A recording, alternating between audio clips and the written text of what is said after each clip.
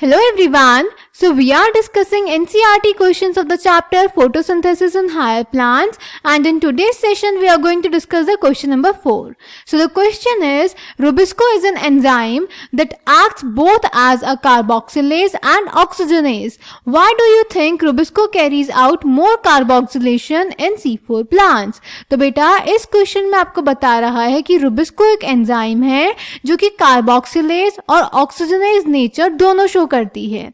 अब आपसे पूछ रहा है कि C4 प्लांट्स में Rubisco एंजाइम्स कार्बोक्सिलेशन ज्यादा क्यों करती है. So let's check the answer. तो बेटा Rubisco ribulose bisphosphate carboxylase oxygenase enzyme, बेटा ये एक ऐसी एंजाइम है जो CO2 और O2 दोनों से बाइंड कर सकती है. पर ये किससे बाइंड करेगी ये डिपेंड करता है CO2 और O2 की रिलेटिव कंसंट्रेशन के ऊपर. जिसकी कंसंट्रेशन ज्यादा होगी Rubisco उसी से जुड़ेगी. अब अगर दोनों की कंसंट्रेशन इक्वल होगी तो Rubisco बेटा ऐसे केस में CO2 से जुड़ेगी, क्योंकि Rubisco की CO2 से बाइंड करने की एफिनिटी ज्यादा होती है. तो हमने देखा कि Rubisco एक एंजाइम है जो कि कार्बोक्सिलेज और ऑक्सीजनेज एक्टिविटी दोनों शो करती है, पर ये उससे बाइंड करेगी जिसकी कंसंट्रेशन ज्यादा होगी. तो बेटा अगर हम C4 प्लांट्स की बात करें तो C4 प्लांट्स में C4 साइकिल होती है, यानी हैच एंड स्लैग पाथवे होता है.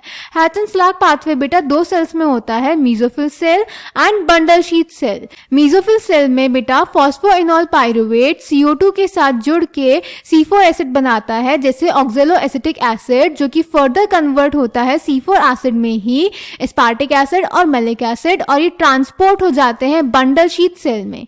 बंडल शीथ सेल में जाके बेटा C4 एसिड का डीकार्बोक्सिलेशन होता है और CO2 रिलीज होती है और C3 एसिड बनता है. ये C3 एसिड वापस मेसोफिल सेल में ट्रांसपोर्ट हो जाता है और रीजनरेशन करता है और वापस से फॉस्फोइनोल पाइरुवेट बना के C4 साइकिल को कंप्लीट कर देता है. अब बेटा हमने देखा कि इस पूरे पाथवे में बंडल शीथ सेल में CO2 रिलीज हुआ. बंडल शीथ सेल में ही बेटा C4 प्लांट्स में Rubisco एंजाइम प्रेजेंट होती है. तो अगर क्योंकि बंडल शीथ सेल में Rubisco एंजाइम प्रेजेंट है और वहां पे CO2 रिलीज हो रहा है, तो बंडल शीथ में यानी जहां पे Rubisco एंजाइम प्रेजेंट है वहां पे CO2 की कंसंट्रेशन ज्यादा हो गई, तो इसीलिए यहाँ पे कार्बोक्सिलेशन एक्टिविटी होगी और Rubisco एंजाइम CO2 से बाइंड करके अपना कार्बोक्सिलेज नेचर शो करेगी. Clear? So answer number 4 is Rubisco, that is the most abundant enzyme in the world, is characterized by the fact that its active site can bind to both CO2 and O2, hence the name. Rubisco has a much greater affinity for CO2 when the CO2 is to O2 is nearly equal. This binding is competitive. It is the relative concentration of O2 and CO2 that determines which of the two will bind to the enzyme. जैसा कि हमने बोला कि Rubisco CO2 O2 से दोनों से bind कर सकती है, ये इनकी रिलेटिव कंसंट्रेशन पे डिपेंड करेगा.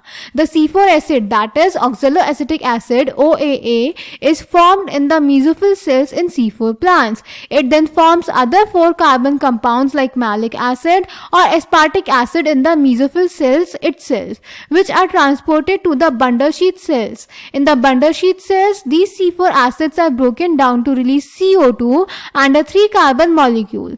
The 3-carbon molecule is transported back to the mesophyll where it is converted to PEP again, thus completing the cycle.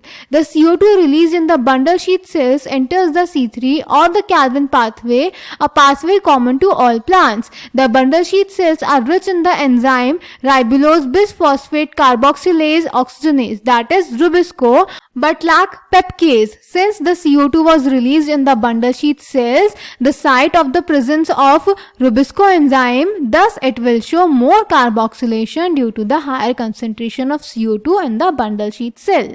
So I hope this question is clear to you. Thank you.